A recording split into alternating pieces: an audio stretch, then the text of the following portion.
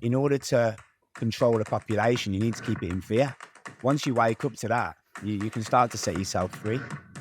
It's playing on the young man's mind of women and, sexual desire and all this stuff. And it plays out then in reality, in your interactions, in your friendships, in your relationships. And this is why there's so much dysfunction going on. Once I got on that program, I realised why it absolutely sucks to be famous. And I feel sorry for anyone who is famous. My dad died of alcoholism. My granddad pretty much died of alcoholism. Addiction's rife in my family. Nothing in your life is going to change until you clean up the unconscious part of who you are.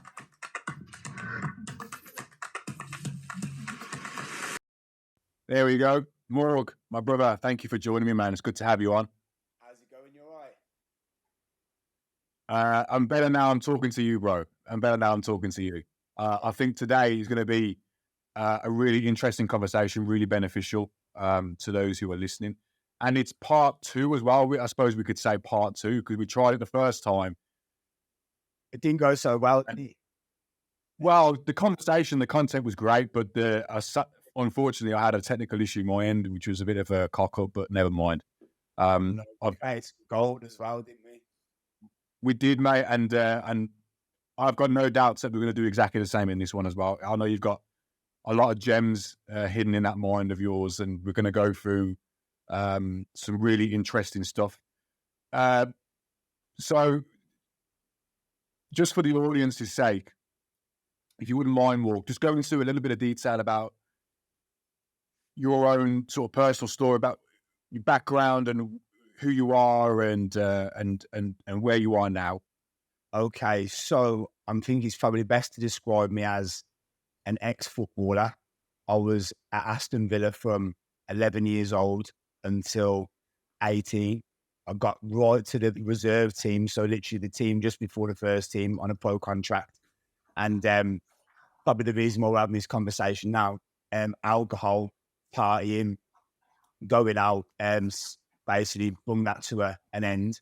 And ever since that, I got involved in the fitness space, in the industry, and got involved in personal training, had my own gym in Birmingham City Centre for 7 years, and then went on MTV, X on the Beach, and then went traveling around the world, ended up in Brazil for 2.5 years, and then come back home, and now I've got a football coaching business with kids. I've got like 50 kids that I train all at my house. I've got like big AstroTurf pitch, and it's like, it's a really good thing for the community. And I'm walking a much more straight, narrow path these days.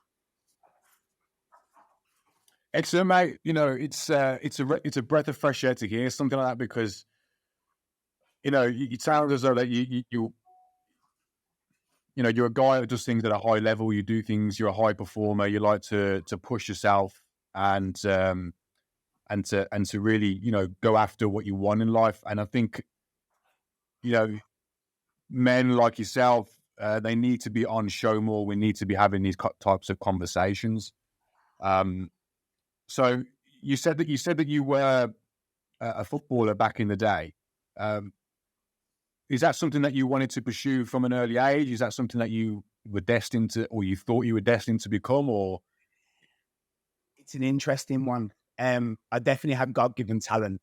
Anyone that's seen me play would know that and tell you that about me. I think at a young age, I did it because I was good at it, and it got me a lot of popularity.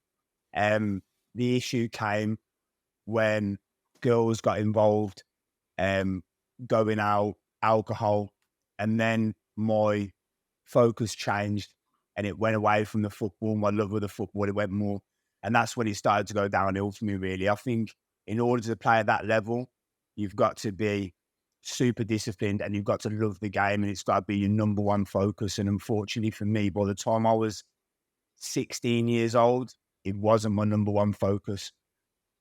And so the answer to your question is literally, I was talented enough to be a footballer, but I didn't have the right mind to be a footballer, and I made poor decisions, which weren't congruent with being a professional footballer. Yeah, because that's the real problem that I see today. And, you know, I've experienced it myself, you know, making bad decisions, and we all make bad decisions. It's not uncommon to make those choices. But more than ever, it seems today, most people are making bad choices or not making any decisions at all, and they stay stagnant. And you know, it's really tough to see. So, why do you think you made the choices that you did, more? What was the driving force behind it?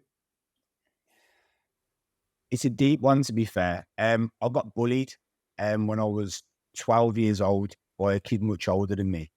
And unfortunately, I wasn't protected in my own household. And therefore, I had to seek out a gang to basically protect me from this guy. So I was basically, involved in low-level crime, and obviously being around sort of naughty kids from a young age. And obviously, they had a massive influence on me. That's what I think probably took me off the path. Yeah, I mean, so what was you doing then? What was when you say protection, was it just a matter of being around them so you weren't picked on, or? The guy in question was literally like just turn up at the bus stop, would beat me up, and if I stopped getting the bus, he'd get the train and beat me up, and then he'd drive cars down the park and beat me up. And it was just like, I was just terrified. Do you know what I mean? It was a serious situation. The police got involved. They weren't bothered, you know. So he was just like, prove it. You know what I mean? My old man weren't doing it. So I went down the park and literally like was around 50 lads. Do you know what I mean? Who could have it? And basically, they spoke to him, protected me, and then the rest is history with regards to that. But it's I obviously was thrown into a world which was not congruent with being a professional footballer. Yeah, it sounds as though you just got mixed up in the wrong crowd, to be honest, bro. Yeah, and I mean, they became my brothers. Do you know what I mean? And I loved them, and they had such great times together, and they were good lads. Do you know what I mean? Deep down, they weren't horrible human beings. They just come from the wrong side of the tracks. And obviously, we all related when it came to football. Do you know what I mean? So we all played football every single day. We had some great memories. I don't regret the childhood, but if you ask me what kind of was the key pivotal thing which took you off path and had a massive repercussions to your football career, I would say that moment, that scenario took me away from kind of, a more healthy, focused life, you know, because I was like basically, just getting in trouble all the time, fighting, drinking down the park, smoking weed, doing recreational drugs at 14, 15. You know, it was like I was pushed into something at such a young age. And obviously, you know, when you're that age, you think you're the bee's knees, don't you? You think, oh, I'm the first in my school to do this, first in my year to do this. I'm the first one getting with girls. So you think you're the main man, but really you're the biggest. You're doing things which are way above your station at far too young an age, you know? So I suffered with like a massive ego and not really realizing that the things I was doing at such a young age were actually really, really detrimental to my future. It sounds then it's a lack of guidance, perhaps, or a role model, or like a good role model. And this is the thing, like when we don't have a male, like sort of a strong sort of male role model in our life, we seek it out elsewhere, you know, and there's only so much Zinedine Zidane and David Beckham can do for you know what I mean? So I was literally seeking out role models on the street, you know, that were like 5, 6 years older than me, had the nice clothes, got all the girls, had the swag, had the banner, but they were selling drugs. And we think at that age that they are the role models, when actual fact they're not. Nah, mate. It's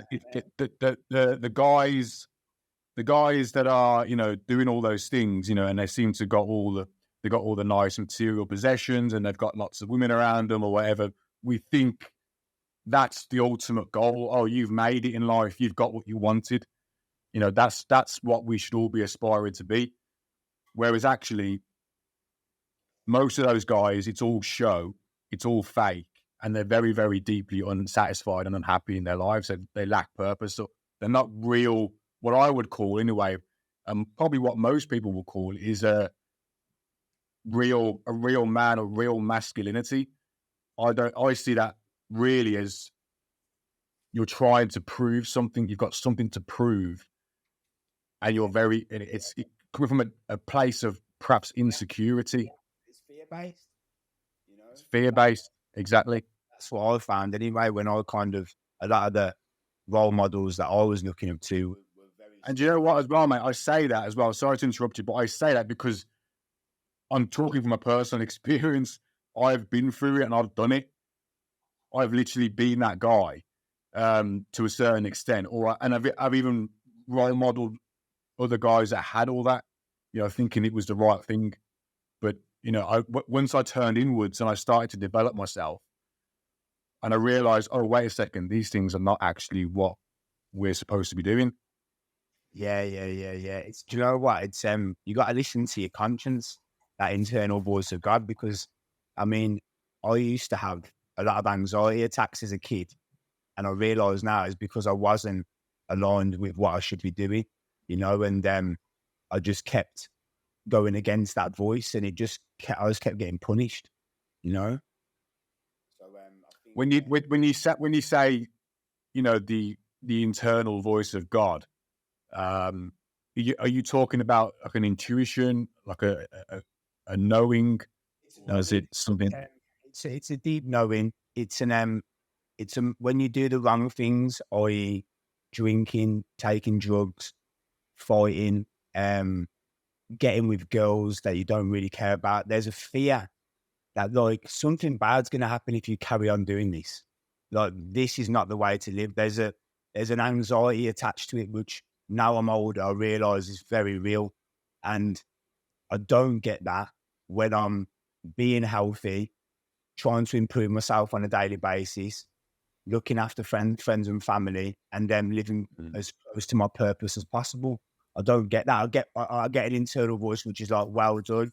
You should be really, really like proud of yourself. Do you know what I mean? Like, look at you're happy with what you see in the mirror, you know. So they're two distinct different feelings, voices that go on within inside you. I say voices, it's more like a silent knowing, but you would say it's the voice of God, because he's God's quiet, man, but very, very powerful.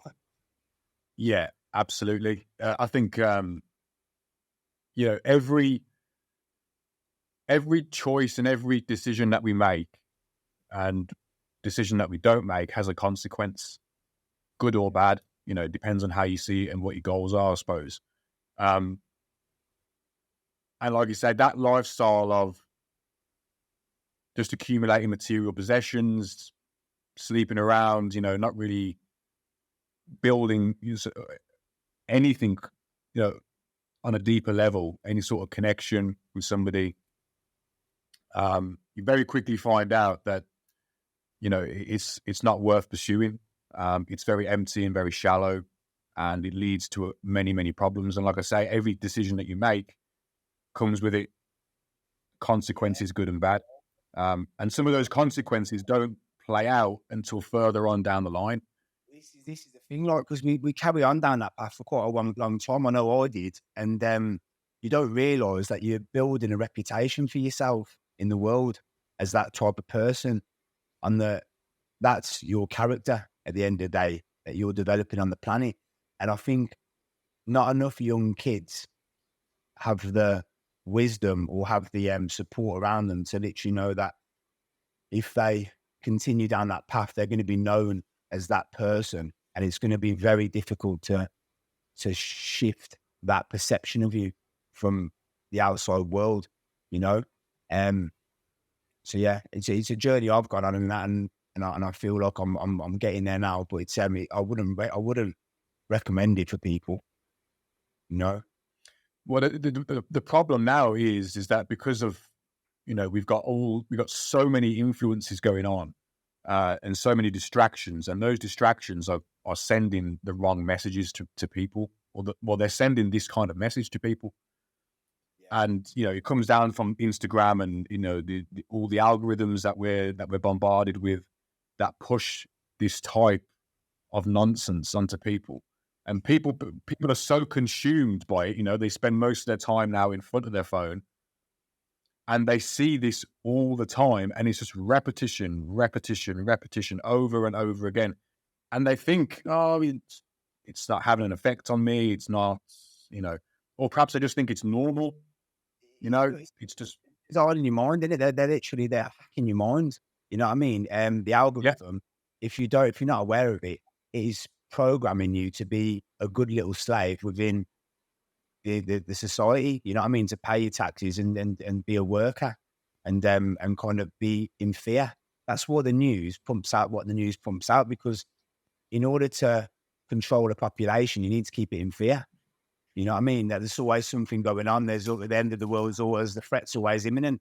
And it's like, once you wake up to that, you can start to set yourself free.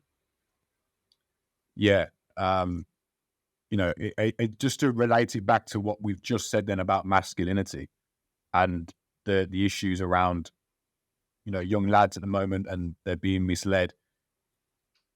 It comes from the content that we see on places like Instagram and other things that I don't know if people use Snapchat these days. I don't use it, but it's probably mostly Instagram. If I open up my Instagram now and I go onto the explore page, where everything is, the algorithm, this is what I've recognized about the algorithm, Morg. It constantly tries to show me really attractive young girls all the time.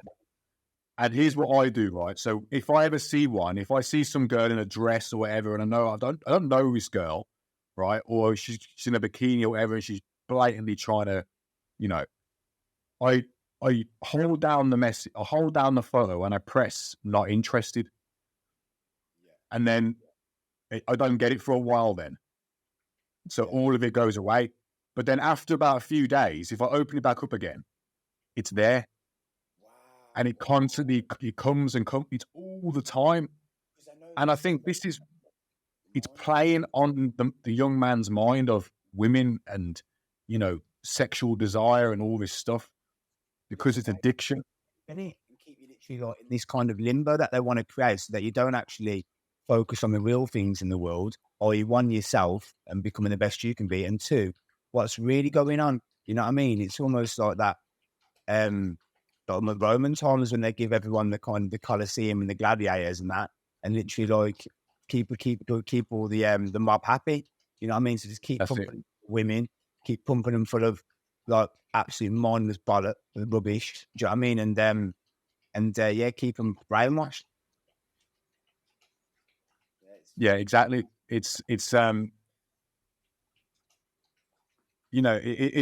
designed to keep you under sort of a bit of a spell, really.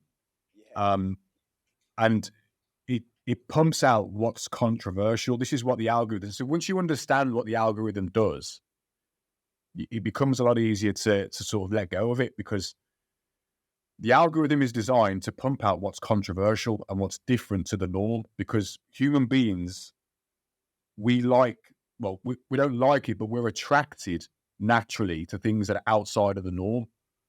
So a perfect example is nobody stops to watch a sunset on the motorway, but they'll happily stop to watch a car crash. Yeah. Because it's very controversial, and it's I don't know if controversial is the right word, but you know what I'm saying. It's very outside of normality. Yeah. And the algorithm wants you to engage with content, so it's going to give you controversial, very, very far outside of the normality. So all of this stuff that we see on there, whether it's like highly sexualized content, violence, I don't know, mostly it's sexualized content, because that's what gets people going. It's not, and people think this is normal. They literally think it's normal. They think all of this, and it plays out then in reality, in your interactions, in your friendships, in your relationships. And this is why there's so much dysfunction going on. Do you know what this throw pieces on top of you? It should be. Elon Musk, I remember watching a podcast with him before, and he talked about that he believed that they're trying to make an AI God, which is basically trying to plug into all of our minds. Now, for me, the real God is in nature, right? And you'll see the synchronicities in nature, and you'll think things, and real human beings will come into your life, and it's a beautiful thing. Do you know what I mean? I almost feel like the system is trying to play God and trying to kind of like hack your mind, you know, and kind of get you like a virtual reality, do you know what I mean? Which basically is like a fake version of the real world, do you know what I mean? And get you kind of plugged into that mind frame, if that makes sense. Do you know what I mean? Absolutely. Like they're trying to hack human beings' perception. If I feel like that's what they are. It's a massive perception game. That's exactly what it is. And because what we're dealing with now is, and what we have been dealing with for the last, I'd say, over 15 years now since social media's been around, you're dealing with military grade psychology, like high level psychology that's being played out onto the young people and the masses in general. This is what's going on. And if you're not aware of these military grade psychology, and it's not even just on social media, it's in marketing and advertising as well. You're going to see it everywhere. Mate, TikTok and Instagram, they literally use the same algorithm or sort of software which they use in Las Vegas casinos in order to get you the dopamine fix. When you literally keep pushing like buttons, or it's all designed to basically on the slot machines. Yeah. It's designed to keep you kind of like high off fake stuff, really. Do you know what I mean? Well, it's the whole give and take. It's the not knowing what's coming next, because it's designed to tap into that hunter brain that we all have at the lower level. You know, we're hunting for something. Are we going to get it? Oh, we got a little bit, and now it's taken away from us, and then we go again and we go again. It's just that cycle repeated over and over again. What does that do? That takes you away from nature, away from your family, your real life. Do you know what I mean? Because you're looking at that phone here. Exactly. This is the game that's happened, man. This is don't get me wrong. I love the phones are great in so many ways. Do you know what I mean? I can FaceTime my little brother or my friends across the other side of the world, and we can keep in contact, and I can literally be in told and put on my maps, and I can literally find the barber shop in 5 minutes. Do you know what I mean? Because of that, like, it's amazing in so many ways, but we need to be careful, you know, because there is a huge hack on your reality going at play, you know, and if you get sucked into the reality that they want you to live in, you will be a slave and you won't enjoy life the way it was intended, you know, because I've traveled, and I've been without my phone, and I've spent time trekking through jungle and through canyons and through waterfalls with groups of people, and I've never felt so free and alive. And literally something deep inside that voice of God was saying, this is how you're meant to live. This is really how it should be. And we were literally like, nature became almost like a water park. There was like slides that were like on rocks, and like you could go into these big like lagoons, and that it was amazing. I was like, whoa, you know. But like then you come back into the matrix, do you know what I mean? Society, and it's like constant hack on your perception again, constant hack to get you on that phone, keep you away from it all. Because once they've got you on that phone, that's where the programming starts, you see. And it's all, and everybody thinks, oh, well, you know, I'm just scrolling through, you know, it's not having an effect on me. I can promise you that it is. The unconscious part of our minds is picking up 11 million bits of information per second. And we're only conscious of about 125 bits per second. So think about that, right? There's all this information that you're aware of in your conscious mind, but there's 11 million more bits, or just slightly under, that you're not aware of. It's unconscious.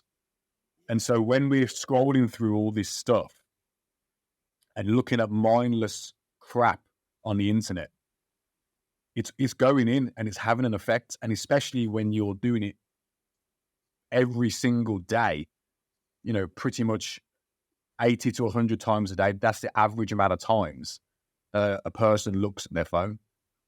And now that's every single day. And so for a business I have, so I almost, and I make a lot of money from my phone. It's having discipline. I think basically everything always goes back to self-mastery. That's really the name of the game. Like, no matter what the world throws at you, if you are a master of your mind and your body and your health and your perception, you can control everything the way you want. You can live a very, very amazing life on this planet. The problem is that the majority of society, myself included, for a massive amount of time, are very undisciplined. Do you know what I mean? And they don't put things in place to protect them from the voices and the kind of the negative aspects of the world, which can basically steal their dreams and take away all their shine, you know? So the key message for me on all of this is like, you've got to become almost like a spiritual warrior. You know, you've got to be almost like a monk, a metropolitan monk. Do you know what I mean? Literally like be very, very disciplined, very conscious of everything that you do, and be like, right, this is the allocated amount of time I'll go on my phone because I need to make some money. Then I'll cut off there. I won't look at the phone after X at certain times so I can get good sleep. I won't drink this alcohol because it has a negative effect on my mind. I won't eat past this time because I won't. Do you know what I mean? There's so many things in your day-to-day life that you've got to be regimented and disciplined on. And then you can live like that 1%, which are basically thriving and living the life of their dreams. But it takes a hell of a lot of self-mastery to get there. And you've got to realize that you are, in a sense, in a kind of a computer game that is rigged against you. And you've got to awaken and break free of the invisible shackles that surround you everywhere in order for you to live your best life. And it is a deep, dark rabbit hole to start with. And most people do not want to face the reality that there are obstacles in your way to stop you from becoming who you were truly designed to become. To be honest, mate, you can't argue with that at all. It's absolutely true. And I think that's, you know, there isn't, I suppose for young people now, who do they turn to with, you know, what, Andrew Tate? Do they turn to Andrew Tate? Is he the guy that's is designed to? He opens the rabbit hole, doesn't he? That's all he does. I don't agree with everything he says. He just, him and a multitude of others, they just kind of let you know that if you want to go down that rabbit hole and you want to literally try and break free from the systematic programming that you've been subject to, and obviously, conditioning, then there is an opportunity. He's just almost like a portal. Do you know what I mean? I think the people that you would look up to and aspire to be like, I think you'd go more towards the kind of monks and the very, very disciplined members of society amongst us, you know, who really, really are happy with minimalistic things, you know. I think they're people that you really want to kind of study and learn how to be happy with very little. Because then if you do have a decent life and you've got decent finances, you're going to be loving life. You know what I mean? But it's almost to go back in time and try and work out how people were happy and living with a lot less stuff, and then find them people out there and try and study them, you know, and what they do in a daily routine. Everything comes down to your habits. So you need to find people with great habits, and you need to emulate them habits that they do consistently for a long period of time so that they become you. That is literally who you are. It's no longer a habit, it's just who you are. And then you also, what I would say with a lot of these influencers, you want to seek out people who have great family lives and who are happy, you know, not just wealthy, but genuinely happy and have really interconnected relationships with friends, family, partner, children, whatever. Seek them out because that's massively overlooked. Do you know what I mean? gone down the road of obviously following people like Andrew Tate, which I'm like, yeah, he says a lot of right things in order with the system and things like that. But would I want to live his life? No. Do you know what I mean? I don't think it's as warm and cuddly as I would like when I walk in my house and I'm behind them four walls with my family. I think it's quite a ruthless, savage place to live. Do you know what I mean? But he enjoys it, fair play to him. But I like that when I'm out in the world. I think that's totally the correct way to be, to go and carve out the life you want. But I also believe in family and community, you know, and then having a safe refuge to come home to. So I would seek out, for me, Tony Robbins is a great person to look at. He's been around in the self-development game from the very start. He goes from strength to strength, doesn't look a day older. Yeah. He's beautiful, interconnected relationships with his family, his children. And he lives in service. He helps millions of people per year. He would be a very good star, I would say, if to anyone watching. For me, I look to him. He certainly has really useful information. He's also what I call a dopamine machine. He keeps you on that dopamine track because, you know, his events, although most of them are, you can probably go to an event, a Tony Robbins event, and you can probably learn something there. I'm not saying you can't learn something, but it's mostly just about making you feel good, hitting those highs. You know, you write some goals down, you do your vision board or whatever, and then, you know, after about a week or so of not being there, people just they come back down, they come back to reality, and then they go back to their normal selves. There's no real work done. It's just a big party almost. You know, that's how I see his events. He's a very, very good marketer. Yeah. He's Tony Robbins, and he's also trained in NLP. A lot of his stuff is just NLP rebranded. Yeah. So there's also that to be aware. I'm not saying he's not a good guy to listen to, because he is actually. I used to listen to him a lot, and I've read a lot of his books back in my early 20s. Really useful guy and around business and various things. But there is that element that I've just described that people need to be aware of. He is a dopamine machine. He's going to use people to put them on that Ferris wheel of, come to the event. It's a big party. Let's jump around and feel good, and let's write some goals down and vision board, and, you know, how do you see your future and all this stuff. And then a week later, they go back to their office job. Nothing's changed. And it's quite a clunky experience. I know my girlfriend, one of her friends, was a chaperone, I think, at one of them events. And she said it was very, very cozy. He is. You know what? The guy's he's doing positive stuff in the world. Do you know what I mean? He's a positive force for change, you know. So it'd be whatever he wants to do. On the whole, absolutely, I totally agree with he does great things. I've learned a lot from him, but I'm just saying there is an element behind him that people need to be aware of. They need to be, because it's very easy to get caught on that self-development, personal development track. You know, being a seminar guru, going to loads of seminars and thinking that you're going to make positive change in your life, when really you're just repeating the same habits over and over again. I'll tell you another one then. So Sadhguru, it was a really, really good one for me. I like him. Part of the world philosophy. I feel like he's in touch with reality, but he's also brings a kind of mysticism to the world, which we kind of lack.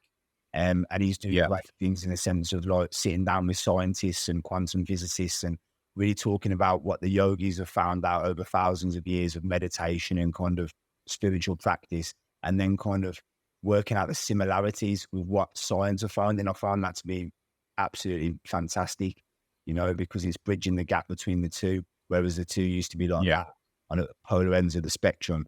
I really feel like he's the bridge. And then I think the more that happens, the more we're going to come into a much better future.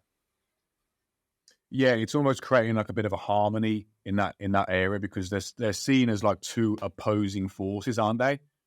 Whereas actually they're both saying the same thing, but just in a different language. Exactly. One of them is kind of the language of the heart and the soul, and one of them's the language of the mind and the intellect. Do you know what I mean? Yeah. So that's all it is really when you left brain, right brain. Yeah, it, man. So no, so that definitely there's some good ones out there. You just gotta be careful not to plug into the bad ones for too long, or the say bad, just ones that aren't going to get you to your desired destination. Because if you want to get money, someone like Andrew Tate would be fantastic. I'd definitely improve my financial income by listening to him for a couple of months last year. Because he's like my big brother in the room, who basically every time I kind of was procrastinating or being a bit slack, he'd be like, "You little, get back on it. You know what I mean? Crack on." And I'd be like, "Oh yeah, let's do it." But then my relationship suffered from listening to him. And his view on women wasn't good. Like for the average person, it's not good to be listening to him when it comes to women. The average guy ain't got 100 million and can literally do the things that he does. So do not take relationship advice from Andrew Tate. That is just a joke. You know what I mean? Well, yeah, don't take advice from somebody that doesn't have what you want. Yeah, that's it. Like, so, if go on.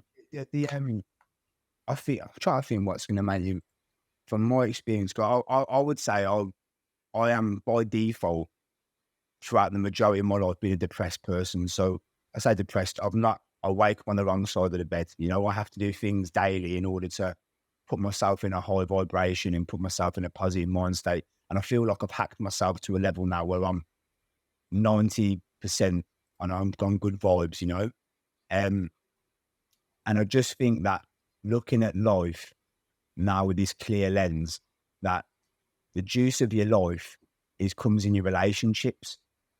It comes from the relationship with your mother, the relationship with your partner, relationship with your friends. That's almost like the gift God has given you. Then you've got the bread and butter, what you have to do, which is work hard, earn money, graft, stay focused, see opportunities, exploit them, make more money, whatever, and then also you've got to look after yourself and love yourself by kind of healing yourself, by taking care of yourself, and kind of like, do things like meditation, exercise, eating healthy, all the basic things that everyone does. You've really, really got to adhere to those things as well, because if you haven't got a healthy body, you're not going to have a healthy mind, not 100%. It's the body is almost a reflection of the mind. So yeah, I really believe in kind of working hard on yourself and trying to get them really good relationships and people around you. It's fun. It's interesting, right, to see the direction in which sort of the mainstream, popular culture, as the direction in which it's moved over the last 6 years. And when I say this next bit, I don't mean it in a sort of cocky way or anything like that, or an arrogant way. But I've always sort of been about 5 years ahead of the mainstream, and you've been in that similar situation as well. So all the stuff that's really popular to do now, in terms of real like personal growth and development, all these words that get thrown around. I did all that when I was in my early 20s. I was 19, 20, 21, 22, right the way through to about 24. I was reading all the books, and I was meditating, and I was writing my goals down, how I see my future and my vision boards. And I did all this when I was 20, 21. And now it's starting to become really popular, on Instagram. Lots of influencers, as they like to call themselves, are talking about it. Oh, you should be writing your goals down and all this stuff. And you know what I found, Morg, is that no one is going to change. Nobody is going to change at all. I just want to nip in and say, when I met you 5 years ago, you were a very, very inspiring young man. Like, you were wise above your years. I'm 35. I don't know, how old are you now, Reese? I'm 29 in about 4 days. And I remember being blown away by your level of maturity and how deeply you knew yourself at such a young age. So you're totally right. You were ahead of the game, you know, and I think self-development's always been around. It's been around for decades. I really think it's something that you start seeking out intensively when you start awakening and you start wanting the best for yourself and you start healing and you start really, really taking life seriously and trying to follow the life to the best of your ability. I think inevitably all upon self-development. And then it's almost like a drug. Do you know what I mean? It's a healthy drug to get addicted to, because the more you improve yourself, even if it's just by 1% per day, you start seeing the gains and everything all around you. Your finances get better, your body gets better, your relationships get better. And it's just from you continuously putting in that little bit of effort every day to get 1% better. And it's like within a year, 3 years, you look around, you're like, oh my God, look what I've created. So self-development is the path, do you know what I mean, for everyone. No one's going to live a good, happy, prosperous life with their family and friends without dedicating themselves to self-development, you know. And self-development also gives you direction. It helps you assess what you really want, the direction you want to go in life. And I just think if you don't have goals and you don't have direction in life, you are literally like a ship leaving the harbour without a destination. You will just end up dead with no sails. You're just going to, it's ridiculous. And do you know what's crazy as well? People are so brainwashed that they would literally work so hard, 60 hours a week, to work on someone else's goals and dreams, and not think that their dreams and their goals are the most important thing, and that they should wake up a little bit earlier and literally write down their goals and start chasing them and doing their self-development before they even think about working for their boss. Do you know what I mean? Like, I'm not going to swear in that, but F their boss. Do you know what I mean? Work for you. Do you know what I mean? Yes, you need to earn money, but you need to become the best version of you. Do you know what I mean? And that should be the number one priority. Because if you don't, everything will just come crashing down upon you in the end. Yeah, you know, what we're really talking about here is the knowledge of the self, of knowledge of yourself. And I'm not talking about your likes and your dislikes and your taste in music and all that kind of thing, and you know, how many reps you did in the gym or whatever. That's not knowledge of self. Knowledge of self would be, in my opinion, and this has been most valuable to me, is understanding the differences between the real self, who you really are, your ego, and the animal brain, the reptilian brain, as it's often called, and all this stuff, and the unconscious mind. Once people understand the unconscious mind and how powerful it is, and understanding as well that nothing in your life is going to change until you clean up the unconscious part of who you are, because otherwise you're just destined to be repeating the same behaviors and the same things over and over again. Yeah. It's almost like the heart is almost a path to God, and literally like the ego is kind of the character you play in this world. And then obviously the reptilian brain is almost, I'd say, almost your demonic self, the part of you that just lives completely on its, what's the word called? Like its desires and its lusts. Do you know what I mean? It has no control. Do you know what I mean? So I love Jordan Peterson's philosophy, which is like most men are monsters and they need to learn to tame that monster. Do you know what I mean? In order to fit into society. But we all have them urges, you know, and we have to like kind of like self-mastery, basically get ourselves to a place where we're totally in control of those urges and they never rear their ugly head, i.e. violence, et cetera, et cetera. Because a lot of men are angry, but if you go around hitting people, you're going to be in prison. So that's something that you've got to learn to control. So yeah, it's kind of, first of all, I would say to any young man, because I train kids and I can literally see kids who, if they're not checked, they will go down the wrong path because them urges are not under control. Do you know what I mean? Some kids are hitting their mum. Do you know what I mean? Some kids literally, like, if I say something they don't like, they'll get the ball and kick it over the fence. Do you know what I mean? Like, it's like that behaviour, okay, they're only 8 years old, but if that is not nipped in the butt soon, that's going to rear its ugly head in life, and that is a dangerous, dangerous game. So I would say get those reptilian urges under control first and foremost, then you need to kind of do meditation. You need to try and awaken your heart and try and connect to your heart and basically know who that internal voice of God is and who you really are. Do you know what I mean? Your beautiful self deep down in the silence.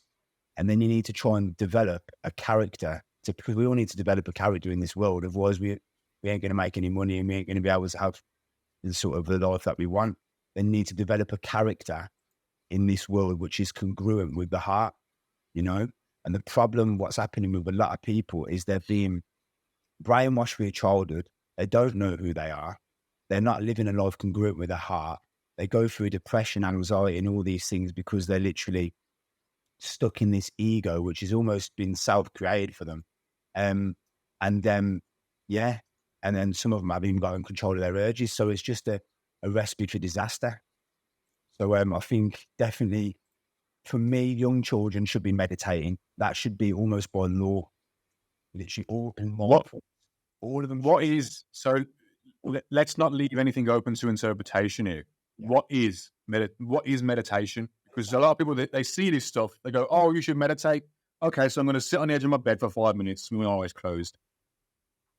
Is that it? Like it's being comfortable by yourself in silence for prolonged periods of time and doing introspection. So basically kind of being at one with yourself, do you know what I mean? And kind of like not constantly having to escape with the phone or escape with food or escape with alcohol or escape with television or escape with, just sit, tame the mind, inflict discipline upon the mind. Do you know what I mean? It's letting the dust settle in the mind is what it is, isn't it? It's letting that dust settle.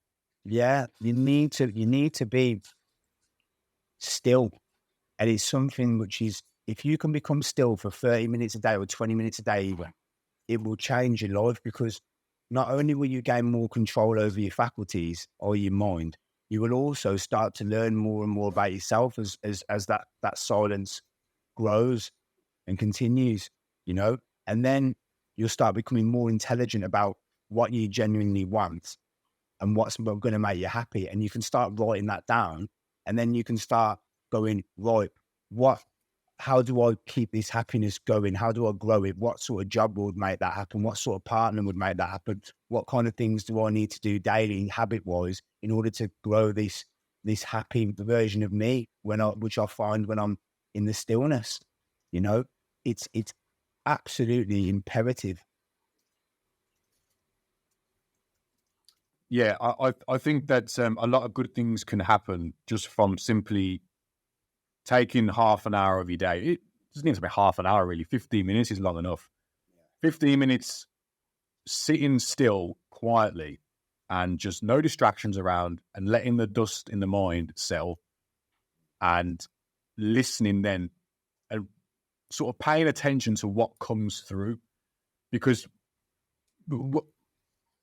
here's what people don't realize. What they're actually doing is, so there's two parts of the brain, right? There's the unconscious mind and there's the conscious mind, right? So we live primarily in the conscious mind. That's where you do all your thinking, your day-to-day. That's where the ego is. But the unconscious mind is more powerful than the conscious mind. And the unconscious part of us is where we actually are. That's the true self. It's where everything is stored, all the habits, all our desires, all our tastes in whatever it is, emotions, is all stored unconsciously.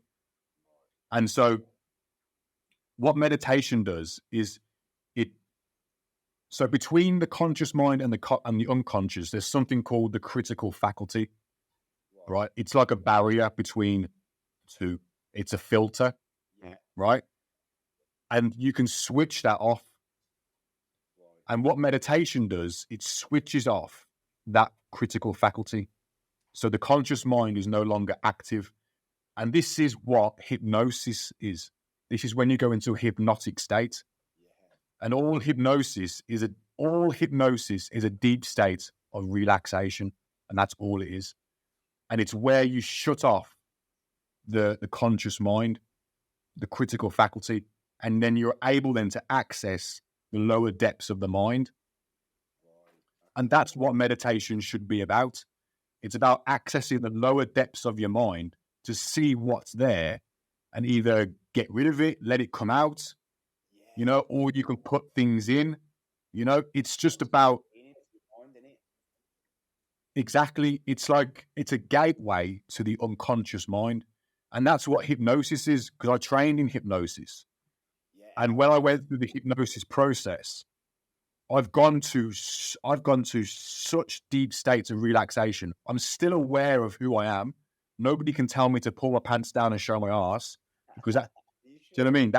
That's not what hypnosis is.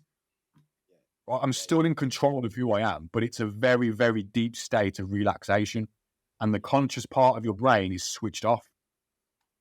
So you allow everything to surface. Well, if you're willing to let it surface, anyway, you have to be willing and ready.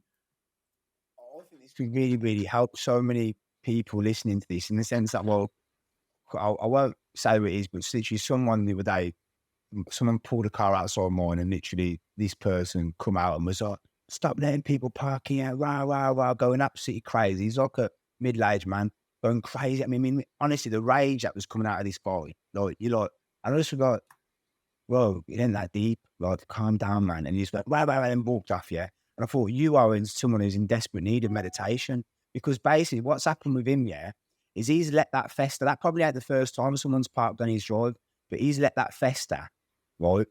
And it's built and built and built and built until he's literally just gone exploded and nearly wanted to have a fight with me on the drive. And I'm like, if you just meditated and realised that, like, this is welling up inside you, this kind of anger and resentment about your car parking space, and if you just kind of like just meditate on it, you probably realise, like, it's not that deep.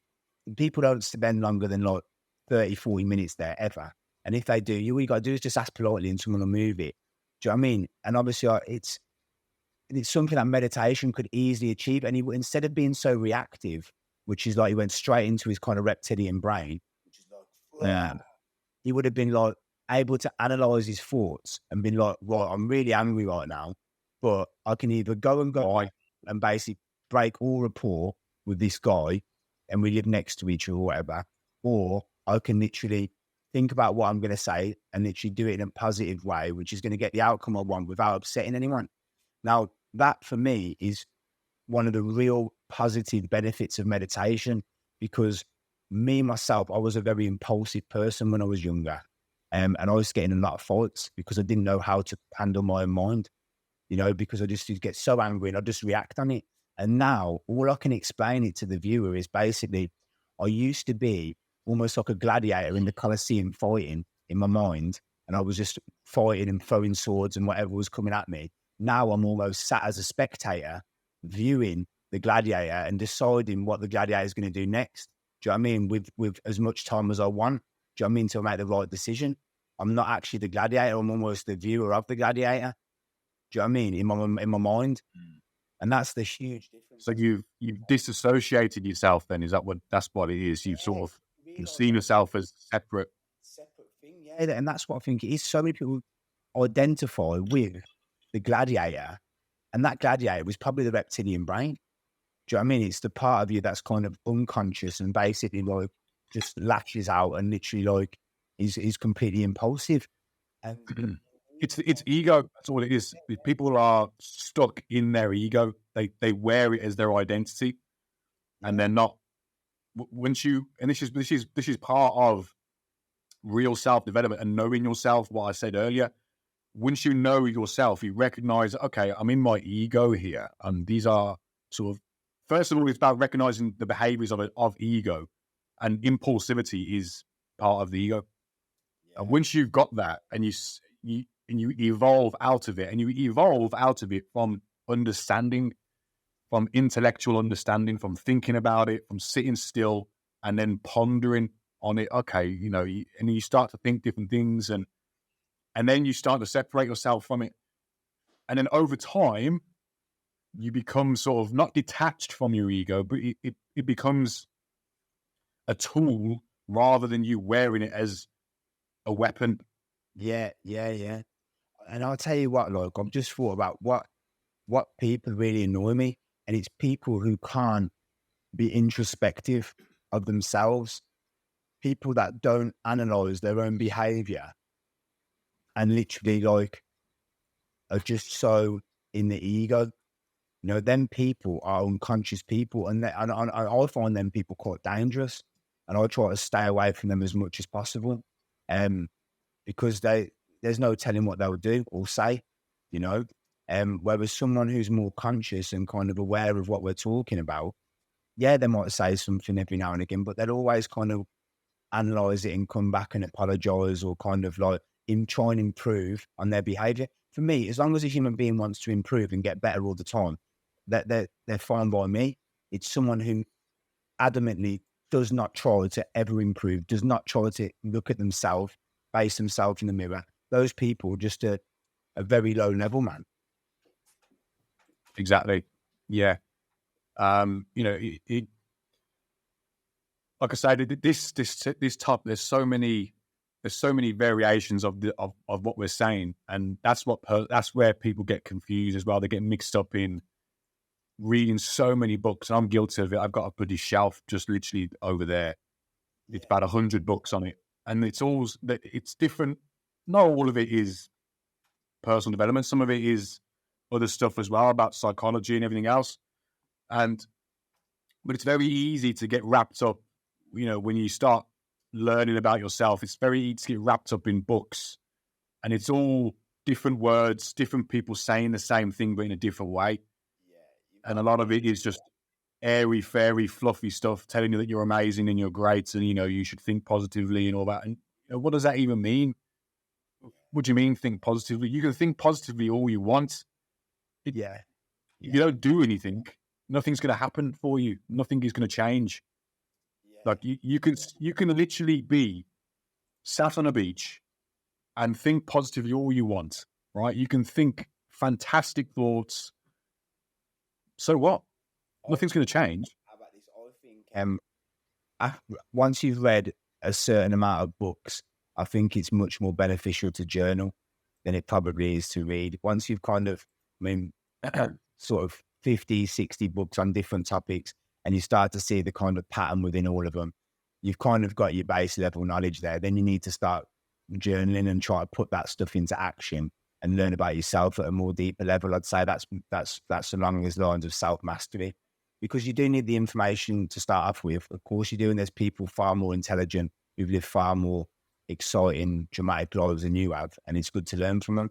But like you said, there comes a point where you've read 1,000 books, you've watched 1,000 podcasts, and you're filled with all this information, and your life hasn't changed, and you haven't changed, and it's just like, what is the point with all this information? Do you know what I mean? Because it's pointless. So what I would say, like, and you can find that when we talk about inner voice of God, I find that sometimes I'm like, why you keep watching the same podcast with just a different character saying it? Do you know what I mean? Like, you need to start like developing your own character.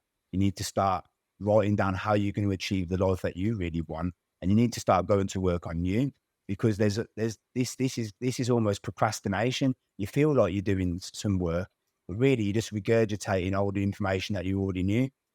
So I would say that the real work is in doing it, in working on yourself once you've got enough information. Yeah, exactly.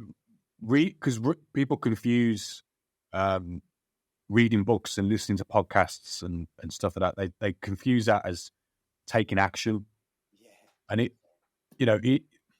is and it isn't. Like if your goal is to listen to podcasts and you are listening to podcasts, then you have achieved your goal. Fantastic. More power to you. If it's to read books, right? I want to read a book a month or whatever it is, right? I don't know why you'd want to do that, or a book a week or whatever, but it's not essential. But if for some reason it's a popular thing on online, and I'm guilty of it. I've been there, a book a week, a book a month or whatever. This was like 5-6 years ago. If that's your goal and you've achieved it, fantastic. But if it's your goal to increase your finances by, I don't know, 20% in 12 months, or if you want to get a new job, or you want to learn a new skill, or you want to change your relationship, you want to change something about what's going on in your immediate life, whatever it is, if you're not actively doing that, then you're not achieving your goal. Yeah. It's very simple. You can read all the books that you want, but if that's not your goal, you're not achieving it. Definitely. I mean, it's Very simple. investing, like for me, a good way to tell if you're doing the work or not is watch maybe a podcast on investing, learn about diversifying your portfolio, then go and get the Revolut app and literally start buying stocks that you like and put into action. That's a positive repercussion of you watching that podcast, because you've actually gone and took the action. So now there's actually money out there in the ether that you've put in there that potentially now can grow that 20% to make you extra money. But if you just listen to that podcast and it's just like, oh, that sounds really good, maybe not for me, and like it was a pointless thing. Do you know what I mean? So Yeah, it's same watching a workout video. Do you know what I mean? Some guy shows you all these amazing chest exercises. He's got an absolute ripped chest, looks like Vin Diesel back in his prime. And you just kind of look at it and you don't go to the gym that day or the next day and do them exercises, then it was pointless. Do you know what I mean? So I believe in, like, when you get gems, go out there and have almost a 24-hour time limit to go and put them into action. yeah. And some of it is, requires consistent action, behaviors that you need to repeat over and over again. Obviously, maintaining that you're actually getting the result that you want, right? There's no point repeating a behavior because you read it in a book and it's not getting you what you want. But eventually, it might change. Like, no, if it's not producing the result that you want, then it's not working. You need to change. Right? You need to change what you're doing. I also having the humility to know that you bang your head against a brick wall, because sometimes you got to be intelligent, haven't you? Because sometimes it's not about giving up. Do you know what I mean? And literally, but sometimes they said the definition of insanity is doing the same thing over and over again, expecting different outcome. If you consistently keep banging your head against the wall with a certain thing, you need to have the humility to drop it and literally try and find a way to go around it or over the top of it, or just change the thing completely. So yeah, there's levels to the game, man. You have got to be smart. You've got to try and be as aligned to truth, and you are as possible. And that sometimes can be a brutal place to live in, because you've got to really kind of look at yourself under a microscope and what you're doing, and kind of like really, really like have that introspection as to like, okay, I wanted to earn X amount of money a month, and it's been 3 years now, and I think I'm at the same amount of money. Do you know what I mean? Like, this needs to change. Do you know what I mean? Like, this is ridiculous. It's not for me. I need to like now upskill in something else. I've got to find out what I'd be interested in doing now. So there are many things, and sometimes it's luck as well. Sometimes you can just be at the right place at the right time, and you can get on that wave, And I'm a serial entrepreneur. I've got like multiple little businesses, and I've had probably 70% fail, but the 30% that did go well, and I'd say I just kind of, one or two of them was planned, and then one or two of them were just speculative, and they went really well. And I was like, right, I'm making good money from that. I'm going all in with that, and it's been great.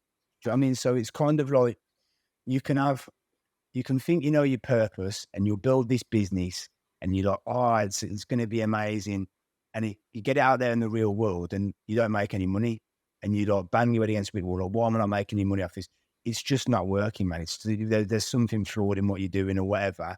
And then you can like go, do you know what? This seems like a good little idea. Someone told me in the pub the other day. You do it and you make 10 grand in a week.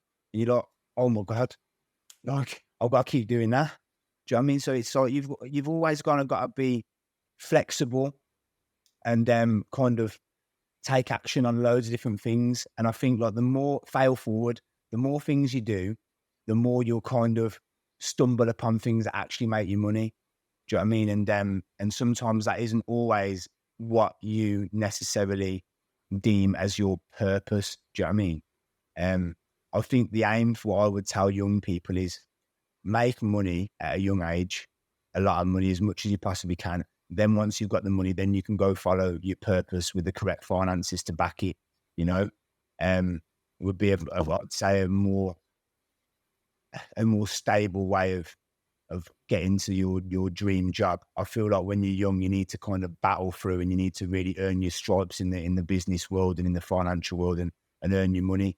And then basically, I mean, you might be lucky enough to stumble upon your purpose straight away. Do you know what I mean? Some of these footballers, etc. But I just think that living your purpose is like a luxury, and you need to put in the hard graft beforehand. Was it your purpose more to go on to X on the Beach, do you reckon? No, man. Was it your purpose to go and pursue the MTV career? No. I'll go to toilet 1 minute, but toilet, yeah? Yeah, of course. Yeah, we'll edit it out, yeah. Yeah, man, that's exactly what I was talking about. That's like taking an opportunity. Like, I've got basically, one of my mates said they're doing auditions for an MTV reality program. I think you'd be great for it. You're always out, you're always partying, you're always nicking birds, whatever. And then I just broke up with a girlfriend at the time, and I was like, do you know what? I've got my own gym in Birmingham. MTV is a great platform to like kind of launch myself on with regards to like Body Beautiful. Do you know what I mean? And literally, there'll be loads of eyes on me, which will bring more money into my business because I've actually got a product to sell. Do you know what I mean? And I can charge way more money for my services, and who knows what can come of that. And I just kind of I just went with it. Do you know what I mean? So I think you've got to be very kind of like flexible in the business world as an entrepreneur. If something comes, I mean, I was young, I wouldn't do that now. Obviously, I've got a beautiful missus and I'm happy and everything, but when things come across you, that sometimes you've got to be flexible, and you've got to take action and see where it goes. You know what I mean? Fail forward. If you're not failing in things, you ain't even trying. So, you know,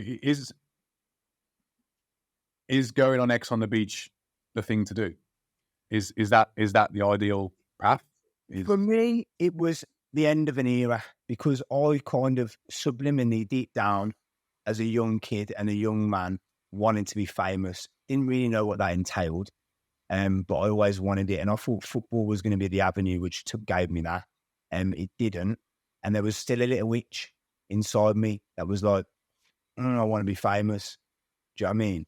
And then once I got on that program, I realised why it absolutely sucks to be famous, and that it's not something to be glorified. And I feel sorry for anyone who is famous, because I got a little teeny taste of like being in Nando's on a hangover, and like families of like 10 coming up to me, can we have a picture with you? And I'm like, oh man, like it ain't for me, mate. Do you know what I mean? Like, it's just sod off and let me eat my chicken. Yeah, that's it, man. Just pass me the hot sauce. But yeah, it wasn't for me. But I'm glad that I scratched the itch, because I never would go back and do that again. What was it like then, Wall? What was, so, you know, you were a young kid, probably what? How old was you when you went on the show? My 26th birthday was the first day of filming. Oh, really? Okay. So that was quite, I bet it was a hectic one. Do you know what? I can't remember watching it. I think it was, what year was it? I'm 35 now. I was 26 in it, so it's 9 years ago. So we'll be looking 2015, I think. Oh, right. Okay. I'm trying to think where I was then. I think I was in Malta. I think I was living abroad somewhere. Reading. Yeah, probably. Yeah. I'm buried in Tony Robbins' books. Yeah. No, I can't remember where I was, but I remember who was on the show with you when you did it. So Ashley Kane was on it. All right, okay. Logan O'Connor was on it. Charlotte from Geordie Shore was on it. Jess in Piazza, right. Celebrity Big Brother, was on it. Yeah. Who else, man? That was well known. Can't really think of any of the other ones off the top of my head. But yeah, there was some. Oh, Gaz from Geordie Shore, like me. Oh, right. Oh yeah, yeah, he was on it. So there was some big names on there, like, with regards to reality TV. I mean, yeah, it was just really interesting being around those people, and it really helped me. I got to study a lot of them in close quarters, and I mean, Ashley Kane, obviously everything that's happened with him, and how he's really been an inspiration to so many people around the world. I could see that looking back now when I was in that house with him. He had an element of greatness in him then. Do you know what I mean? There was a presence that he brought, which was just phenomenal looking back now. So I've been very lucky in my life to be around very, very intense, amazing people. Obviously, when I was at Aston Villa, I was around probably 6 players that went on to play in the Premier League, one that went on to captain England in a World Cup, win the Champions League with Chelsea, Gary Cahill. And I used to like every day go and play pool with him in the pool hall, and we'd be really good friends and spend loads of time together. I mean, he was a phenomenal human being as well. So I just really, really loved that opportunity of being around people who were highly motivated, highly successful, and had that secret sauce, you know. And I've always just tried to kind of learn what that is that they've got, and try, and especially with the kids that are trying now, try and let them know what's required at the highest level, because there is a pattern. Do you reckon though, Morg? Do you reckon though is so? You mentioned that you like being around successful people, people that are doing things at a good level.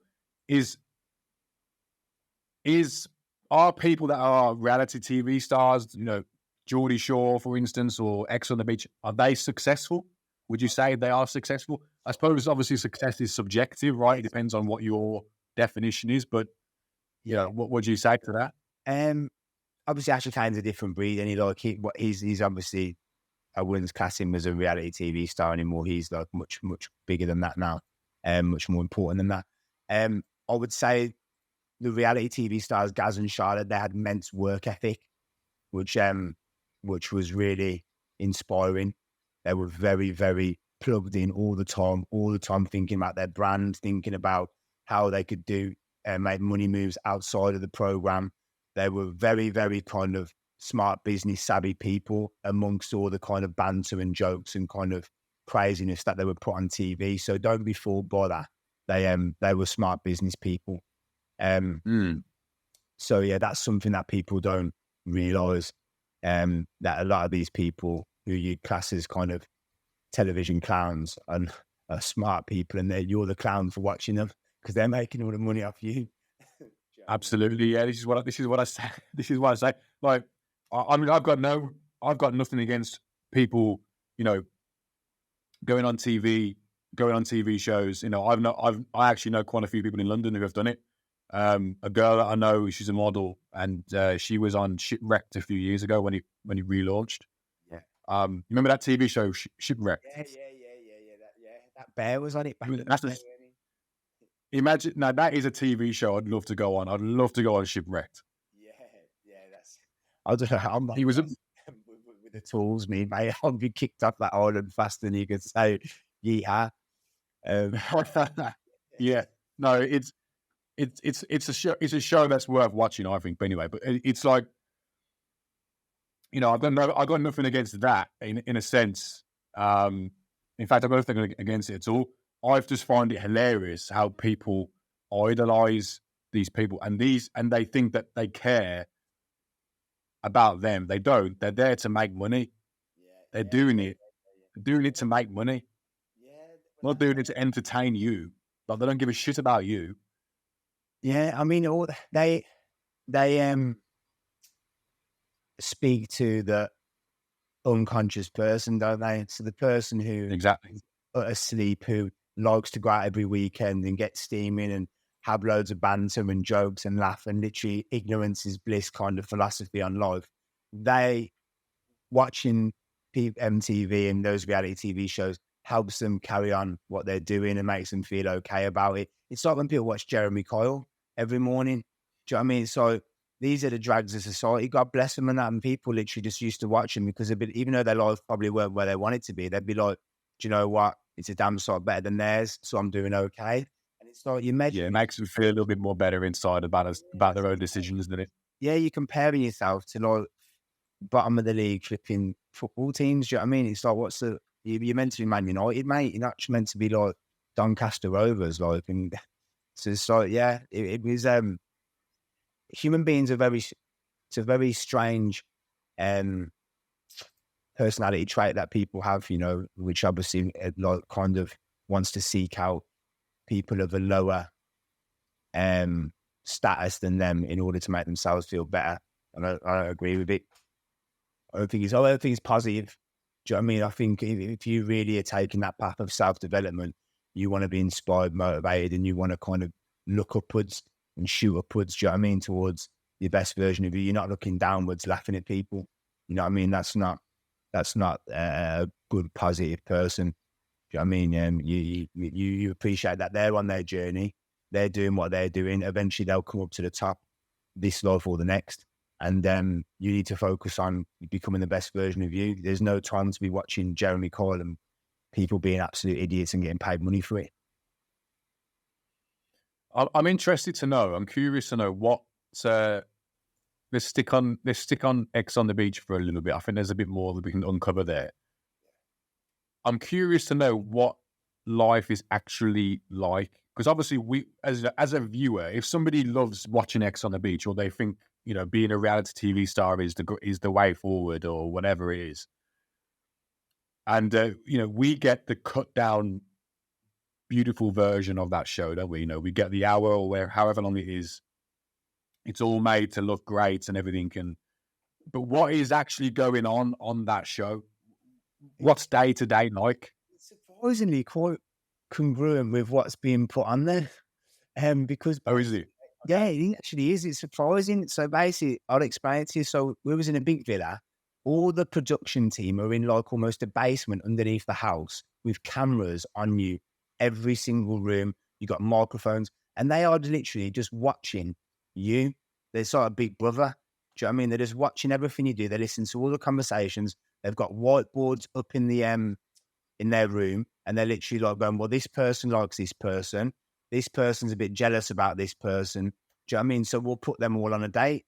So basically, they just look at the dynamic of the house and they just set you up on dates. Do you know what I mean? And set you up in situations which are going to cause conflict. And if they need to, they'll give you some alcohol to make it even better. So, like, give them some drugs. Yeah, that's it, man. Just pump them full of like drink and that, and they'll cause some TV gold for you. So yeah, they play on your weaknesses, your fears, your insecurities. They also play on sexual connection. But it's not scripted. They tried to stitch me up right at the very end. They wanted me to do Rogan over with Jess. They wanted me to go on a date with her and basically like get with her in order to piss him off. And I said, I ain't doing that. He's my mate. And they literally said to me, if you don't do it, you're off the program. And I kind of sat back and said, I ain't doing it. They put me in the van for 20 minutes and think about it. I said, I ain't doing it. Like, I'm not being made to be a mug on TV. He's my mate. You can fuck off. So yeah. And and in the end, they changed the entire script of the program for it to be a bromance. And I didn't do it. I came back to the house. He said, did you do it? I said, no, I didn't. We had a big hug. We had the last episode of that series is me and him going like, buggying around like all these June tracks and that. You know what I mean? Having loads of fun. It was like, but literally, had I not said no and put my foot down, it would have been Morgan's the Judas he got with his bird, and literally I would have been like the enemy. Do you know what I mean? So you've got to be very careful when you're on them programs, because if you are a bit immature and easily led, those producers will sell you down the river, and there's no coming back for that for a very long time.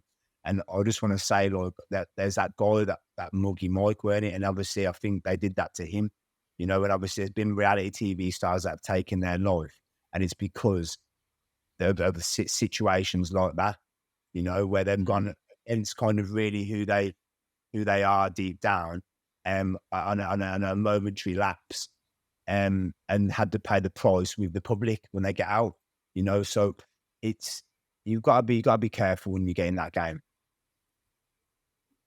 And this is the problem as well, is that because, you know, the popular culture people, right, people who watch all this stuff and they love it, they think it's what you said there. Yes, there's an element of realness to it, but there is also an element of, you know, you're used as chess pieces, aren't you, to, you know, around the board, you know, and people don't get that. So, you know, you saying that there, oh, the producers are telling me to do this.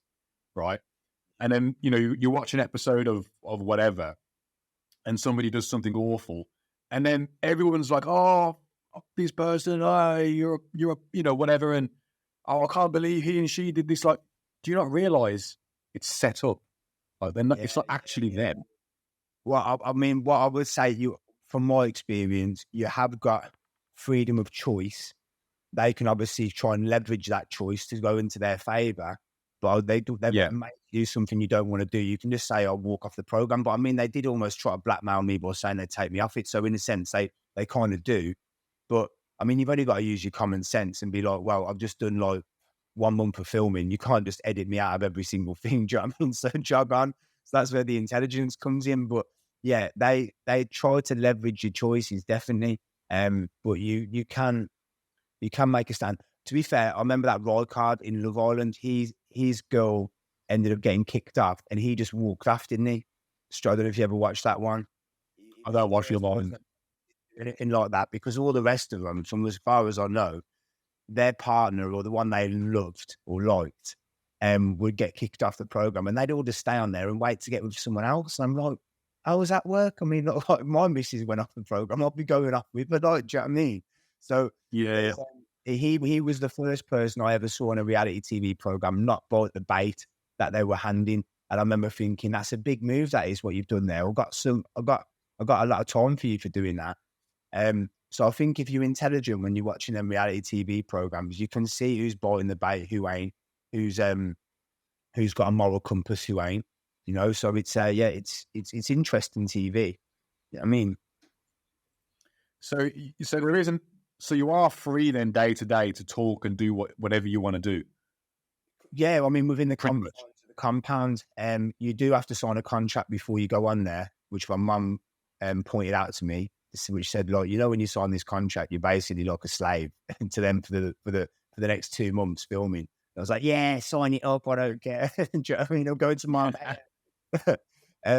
but yeah, it was the contracts are pretty intense. I mean, they feed you nice. They want to keep your immune system up, don't they, so you can perform. They get Yeah. paid and all that. I mean, yeah, that was all good. And to be fair, on X on the Beach, surprisingly, they didn't give you that much alcohol. I remember being very, obviously I've had my own journey of alcohol. I remember being very surprised and sad about the amount that they were giving us, because it weren't a lot. Do you know what I mean? They give you enough just to kind of get yourself kind of a bit drunk, but they weren't giving you like crates and crates of the stuff. Do you know what I mean? So you could get white boy wasted, like which is what I used to like back in the day. So yeah, there was quite strict rules with that kind of, and if people were acting too much and drinking too much, they'd pull the plug on the alcohol and they'd literally like, you'll go on a drinking ban and things like that. So I think Geordie Shore, from speaking to Gaz and Charlotte, they were allowed way more alcohol because it was a different. Oh yeah, definitely. Yeah. Geordie Shore was obviously a lot more kind of like do what you want, whereas X on the Beach, Yeah. more like prestige, and everyone was kind of all glamorous and kind of like we're in Marbella. Do you know what I mean? So that people being absolutely rat-assed, like falling all over the place, it weren't really the vibe. So yeah, they were definitely stricter with the alcohol on X on the Beach. It's I just find it so fascinating. I do. So fascinating. That world is just so different, and like it's not. I would love to like just be a fly on the wall on the whole production of it all and just watch it. Yeah, I just think it'd be like, and if everybody had the opportunity to do that, I think it would just answer so many questions. It would change so many people's perceptions of it and make it a bit more of a enjoyable experience to watch if you're into that kind of thing. Because people take it so seriously and they love it, and it's like they idolize people like this. And I'm like, well, do you not understand? It's a TV show, like it's designed this way. Even the TV show being made. Do you know what I mean? Like, Yeah, yeah, exactly.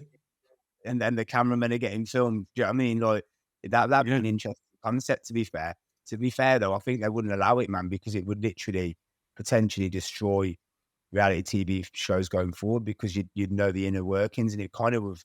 Whereas people are still shocked and like, oh my God, I can't believe you did that. Once you watch it from behind the scenes, you're like, well, this is blatantly obvious what's going on. I can spot these programs. I know exactly what's happening, what the producers are telling those people to do every single time now. Do you know what I mean? Because it happened for like 2 months straight when I was on it. So it would be an interesting watch. You're totally right. I don't think they'd ever do it though. No, of course they wouldn't. They don't give away the secret sauce, do they? But I suppose in a way you sort of revealed a little bit there, which is helpful. Yeah. Actually, one thing I'm really interested about is relationships within that world, because people come out of Love Island or whatever, and they're in a relationship, right? They're in love, and then 6 months later, they've separated. Is there? I don't know if this has been talked about before in podcasts or what, and I think people are familiar with it or they've clocked onto it. But isn't there some kind of contract to be in a relationship, right? That you sign something. Oh, we're going to be in a relationship for 6 months, and then after that, it's. I think it's more about the business savviness of the contestants on there. So they basically, most of them are about themselves. They're about their own brand. And if they feel like their brand will be improved and make more money and staying in a relationship from the TV show for as long as possible, and they'll do that. It's a very ruthless business in that sense. Everyone's kind of out for themselves. You will every now and again get genuine relationships where people really do love each other. Like that Adam, is it Alex Bowen and his missus? Like they're obviously still together now, I think, jamming kids and that. So they're legitimate. But I'd say there's probably a good 60-70% that are doing it probably on the basis of, I'm going to get more airtime, I'm going to make more money, my brand's going to grow. Do you know what I mean? It's a business move. And I wouldn't say that those people, maybe one of them out of the two will know it's a business move and the other one might actually like the other one. Or maybe they both know, but it's kind of unspoken. Do you know what I mean? It's kind of like, you'd know it if you were watching from the outside, but maybe if you were in it, you probably wouldn't know. If you were on the negative end of that relationship. But yeah, that happens. Yeah, I can imagine that being quite a thing, to be fair. Somebody not knowing, oh, I'm just using you actually because you've got a following on Instagram. That's all I'm using you for. 100%.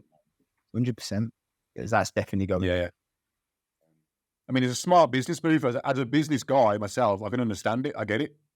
Yeah, that's it. Where you can, I mean, if someone who's got 100, 200,000 followers or whatever, it's like, and you've got like 10, it's like, wow, if I stick it a year with them, get on all the photos of them, go travel the world with them, get my character across, I could probably poach all those followers. And if you got like 100,000 followers, realistically, unless you're an idiot, like you can make some decent money off that. Yeah, exactly. Yeah. No, it's an interesting world. Very interesting world. What would you say? I mean, I'm curious to know, actually. What would you say was the biggest lessons from going on that show? For me personally, it was that the idea of fame had been completely destroyed. It was a futile dream that was not what I wanted really, and I thought I did. So that was a great lesson for me. Because like I said, until then I'd always had the itch. So I'm glad that itch got scratched and it's no more. The other lesson was that people in that world are out for themselves, and it's all about business, and it's about their character and marketing themselves in the best light, and they'll step on even people to keep going up that kind of social ladder. So that's that game. Yeah.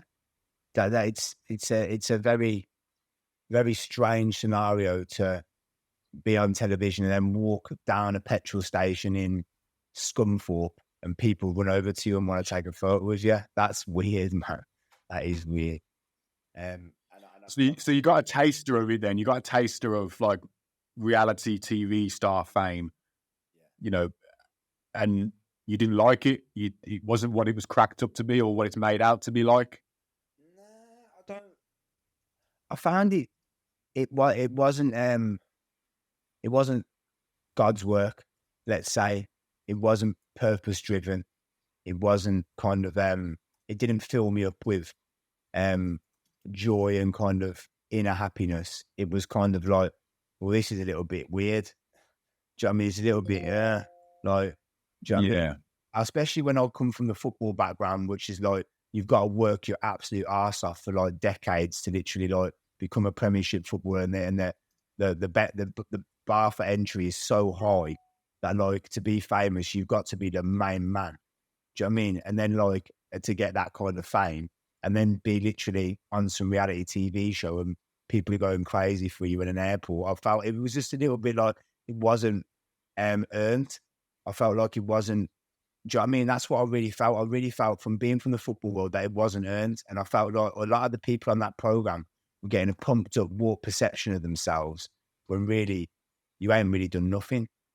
Do you know what I mean? So like, yeah, football definitely humbled me with that world, and I didn't really get caught up in it at all. I know a lot of the ones that was on that program did. You know, I remember them buzzing when they got a blue tick on Twitter, like, oh my God. And I'm like, the blue tick means nothing if you don't make money from it. Do you know what I mean? But they just literally buzzing off a blue tick, and it was like, what? So yeah, crazy time. Yeah, it's a funny concept in it, Fane, because I'm all for being quote unquote famous, but for the right reasons. I think there's got to be some kind of, if what's the point in being known by so many people? So many people know who you are, so they know your face, they recognize your face and your name because you've been on a TV show. Okay, but they don't actually know you. They don't know what kind of message you bring to the world. They don't know what's within your heart and your soul, or all this stuff. They don't know anything about you and what you actually do. They just seen you on a screen drinking beers and flirting with women or whatever, and it's like, oh, he's a celebrity and all this stuff. And so I see it as like, well, if you're going to be famous in this world, if you're going to be known for something, let it contribute to society. There's nothing worse than being famous for something that's not aligned with your highest self. It's like selling your soul. If you're known for being a prat on TV, if you're known for being a reality TV star, it's not, for me personally, it was negative. I think if you're going to be famous, which I wouldn't recommend, but if you are, it needs to be because of you being your authentic highest self, congruent with your truth and aligned with God. That is the only way that you want to become famous, because then you won't deviate from that path, because it is who you are anyway. Do you know what I mean? You haven't got to fake it. You haven't got to pretend. You are literally being yourself, and then thousands of people, millions of people are kind of are loving you for it. That's the only way I could see any positive of being famous. Otherwise, it is literally a trap. Exactly, because they see it as somebody, oh, he's famous, he must have a great lifestyle. Have you seen most celebrities? Yeah, mate, they're all anxious as anything, mate. They literally can hardly get their words together. They're all high on some sort of drug or prescription medicine. They don't know who to trust. They're literally in weak-ass relationships. Do you know what I mean? It's like, they're used all the time by people and stuff, and it's like, yeah, they've got a warped perception of who they are, and it ain't all it's cracked up to be, man. Honestly, like, I've got a tattoo on my chest. I got it in Thailand, and it says in ancient Hebrew, what does it profit a man to gain the whole world and lose his soul? And that for me is like, I wouldn't have it tattooed on my chest if it wasn't a huge lesson for me and for my philosophy on life. So yeah, be very careful what you put out there in the world and how you want to be remembered, because like, you can have everything and actually have nothing. So yeah, be smart. Yeah, definitely. Yeah, I mean, it ties into as well. You mentioned there, but celebrities and stuff like that, how they've got probably a plethora of different issues going on within themselves, and it plays out in various ways in their behavior through addiction, alcohol and drug abuse, and all that stuff. And even sex abuse as well, sex addiction. So what you've gone through as well in terms of alcohol and how you've overcome it, or well, I don't know if you have overcome it. I don't know if you let it go, Because I think that's what it is, really letting it go, not overcoming it. Identity, man. It's literally like you in order to gain the new life, you've got to get rid of the old one, and you've got to get rid of the story that you tell yourself. You've got to get rid of who you think you are, and you've got to be sick and tired of being sick and tired. You've got to have walked that path for so long that you know exactly what the outcome is going to be, and you no longer want that outcome for yourself, and you want to find out what the new life entails. You know, you want to see what it's like to be at your ultimate optimized self, you know, where you don't miss a trick, where you sound of mind, body and soul 24/7, you know. For me, I've had multiple tries. I've done 6 months, I've done 3 months, multiple times. And they were all really positive. And I wish, especially in some of them, that I carried it on. And then this time it's done for me now. I'm really focused and determined to go as long as I possibly can with this. There's no time limit. My relationship is one where we don't drink, which is a massive help. The friends that I surround myself with don't really drink. And we have great conversations and great times together without that. So I've built a life which is not congruent with getting drunk anymore, which is a huge thing. It takes many years to do. And you have to let a lot of people go along the way. And you also need to be around people who see it as not a joke. It's a serious thing, you know, and it's kind of like, because too many of us are on the fence with it. Too many, it's like, what? It's like, you do what you're doing, but don't ever deny the journey I'm on. Be proud of me, be with me, be 100% with me, because that's my journey. And I'll be like that with anyone else. I literally have got mates that are doing this now, and then one of them rang me today, and he's told me he's on like day 26. And I'm just like, bro, if ever you need to contact me and you feel like you're going to go backwards, you ring me up, you let me know, because I know the destruction it's had in his life with his family and everything.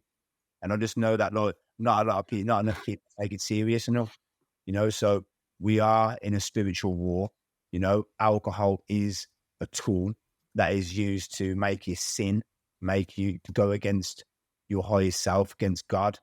And then if I look at my life, the majority of the things I've done, which have been very, very detrimental and affected other people and myself, have had alcohol attached to them at some level, whether that person was drunk or whether I was drunk or I was hungover or whatever it was, alcohol or drugs or whatever has played some part in that. And if you can't wake up and smell the coffee after a while with that, then you are doomed, you know? Yeah, it's a fascinating, well, I don't know if fascinating is the right word for it, but I'm curious about addictions, because it's never about the alcohol. The alcohol isn't the issue, I don't see it as, or if somebody's got an alcohol addiction, that is, or drug addiction or whatever it is. Because everything that comes from a human behavior is first started within the mind, right? So everything that plays out in your behavior, first, there is a driving force within your mind that's making you do it. So it's about recognizing the driving force behind what's causing you to repeat the behavior. Now, for some people, it'll be what? It could be a traumatic experience. It could be maybe there's a feeling of emptiness within inside them. And then, you know, there's other question there. Well, why are you feeling empty? I think, for me, it's you don't love yourself enough. Because if you loved yourself enough, you wouldn't do that to yourself. A lot of people. Is that for you personally? Yeah. Or are you saying that's for everybody? I think that's what I'm learning on this journey, and that's what I would say to everybody. If I look at it like this, if you had children, and if some of the viewers have got children now, would you allow your child to get steaming drunk and smoke cigarettes? No, you wouldn't. You go absolutely crazy. Do you know what I mean? Because you know what it's due to them. You know, like the amount of things that could go wrong, and that's because you love them. Now, you need to bring that love to your own life, and you need to literally love yourself at that level that you don't ever want to be intoxicated like that, where you could hurt yourself or damage yourself or mess up your lungs or mess up your liver. You need to love yourself unequivocally, you know, with no no kind of boundaries. Like and that's what it's been for me. It's been a journey of learning to love myself, and I feel like the penny has just finally dropped, where I'm like, nah, man, I deserve the best things in life. I'm fed up of playing at the low level. I'm fed up of playing in shit creek. You know, I want to really, really find out what I'm capable of. I want to have a loving, happy life with people that I love and care about. And yeah, I deserve the best. It's that thing, and it's like people. We've almost been, I feel like, through society, subliminally programmed to think to love yourself is actually a really negative, narcissistic trait.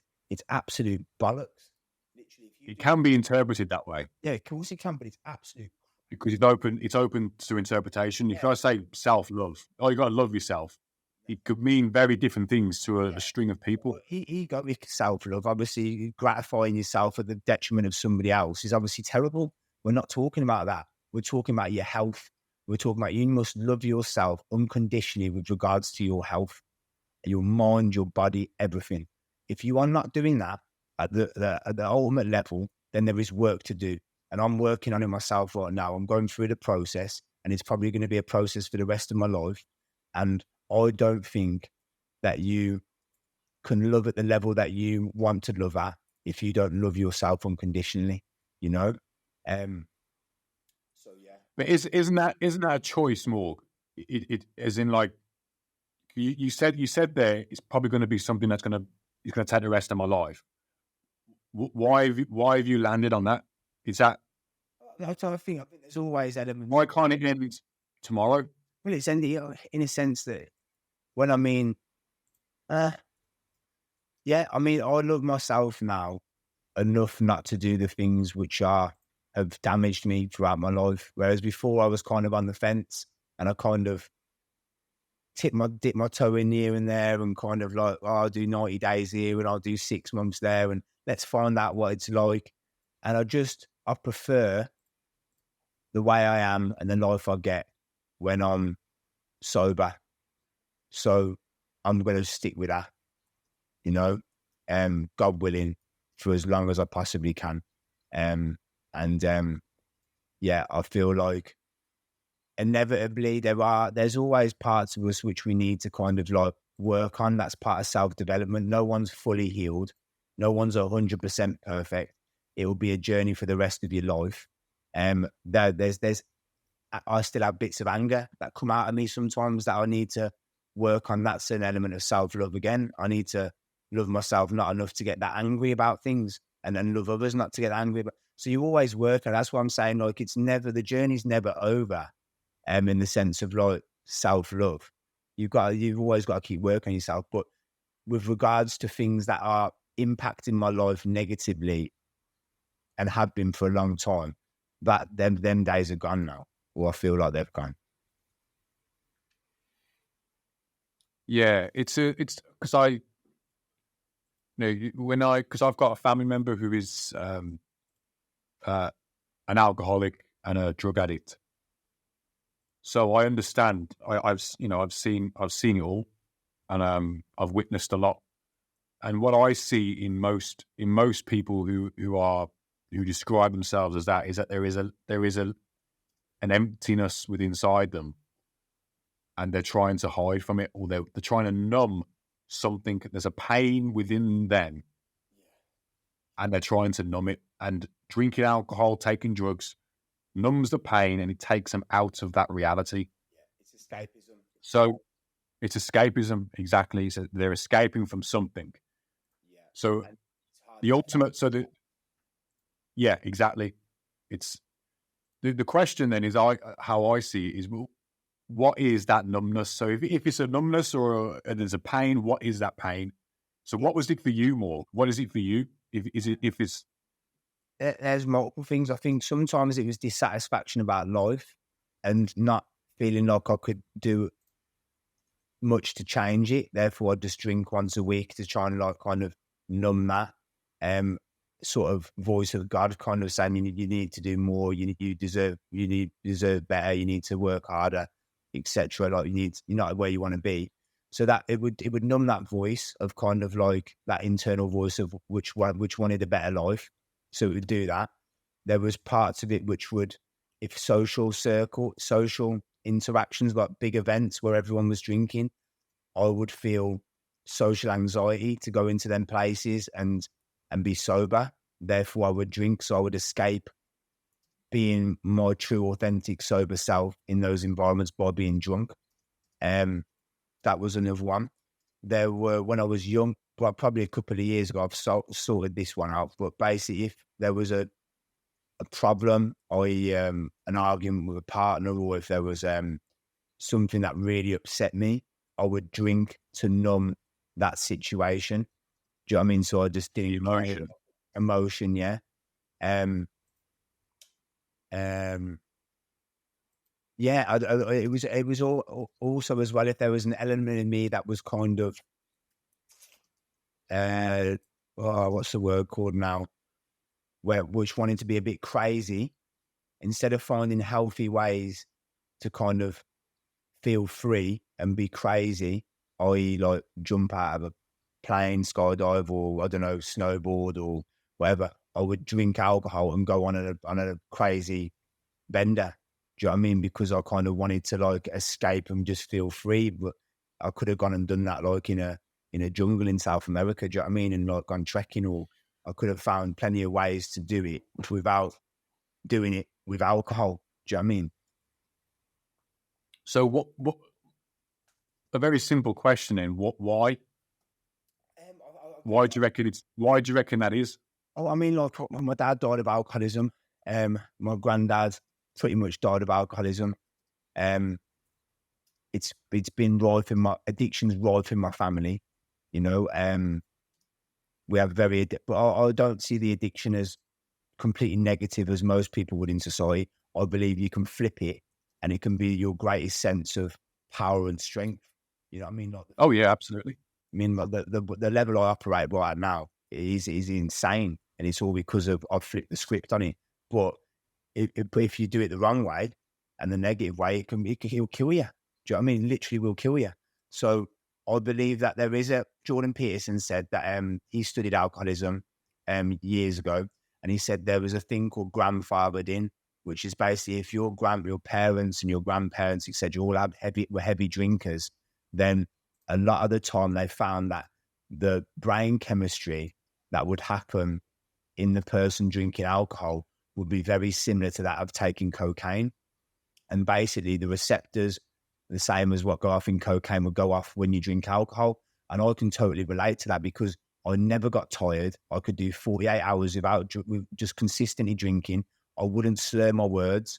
I would have loads of energy as long as I kept the alcohol sugar levels at the certain level, never let it drop too much, you know. And it was literally like being on cocaine when I drank alcohol, and people used to think I was on that, and it wasn't. I was just drinking alcohol. So I believe that some people are susceptible to this hereditary brain defect when they drink alcohol. You know, is it hereditary though? So here's the question I have with regards to that. So you're saying if it was your grandparents, well, what about their parents? And surely it would go all the way back thousands of years, and it'll just be passed down. There's nothing you can do about it. Well, no, so surely then it's started somewhere.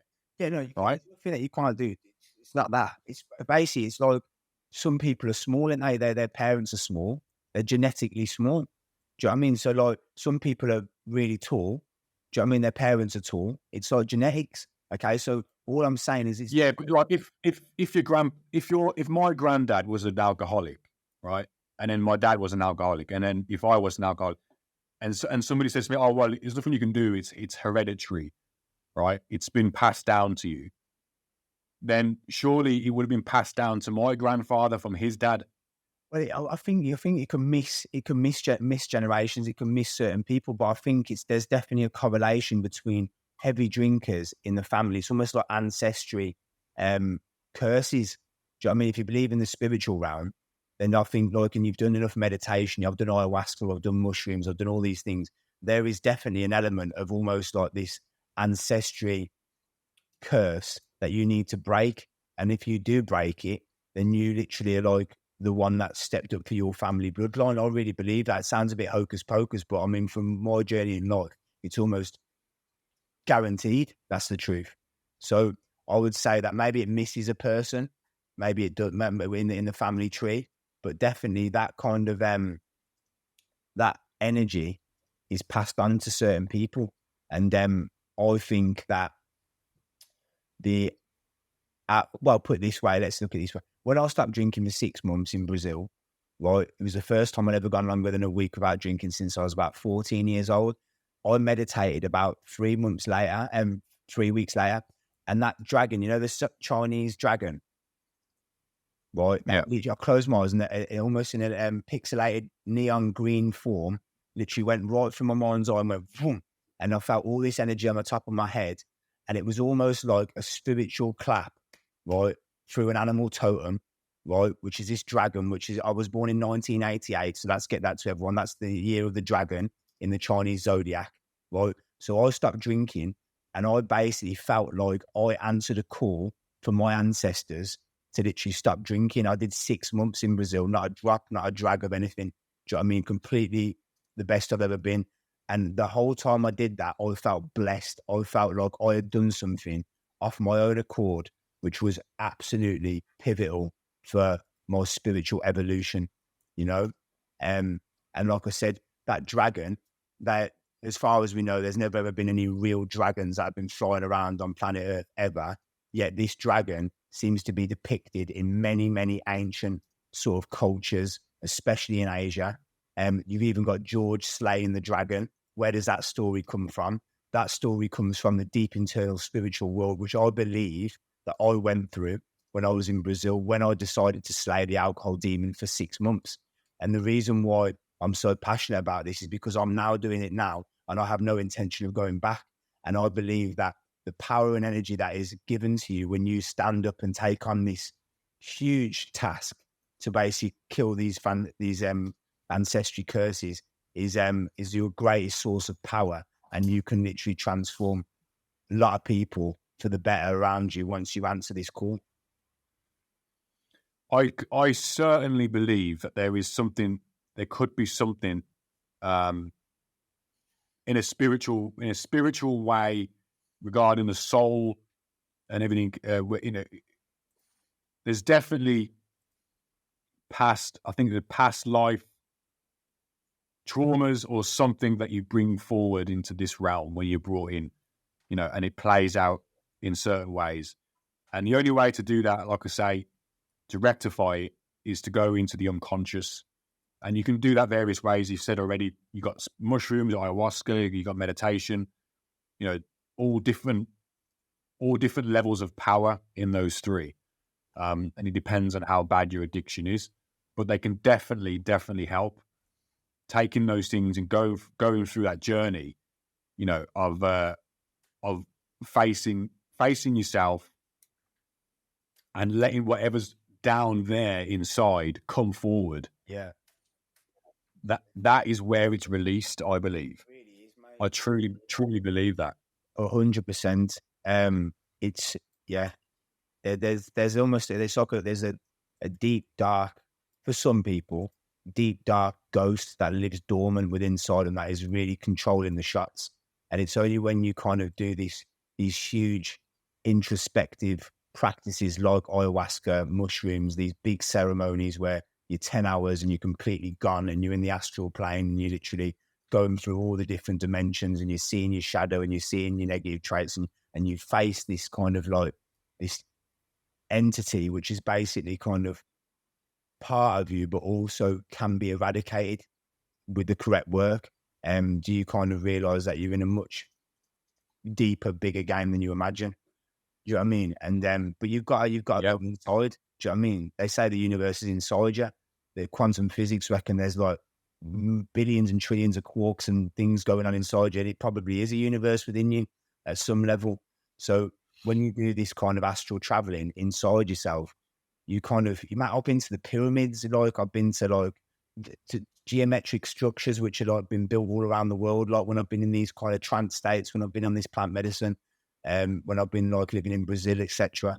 And yeah, man, you can see how the ancients were getting a lot of their knowledge. They were tapping into this state of consciousness.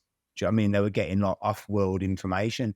Do you know what I mean? Plugged in. Do you know what I mean? Through like, technology and stuff. So yeah, it's interesting stuff. Obviously, I don't expect anyone to believe me that hasn't taken these plant medicines, but I think if you took these plant medicines and you did them properly with the correct people around you, i.e. shaman under guidance, I think you would definitely be more open to that way of thought.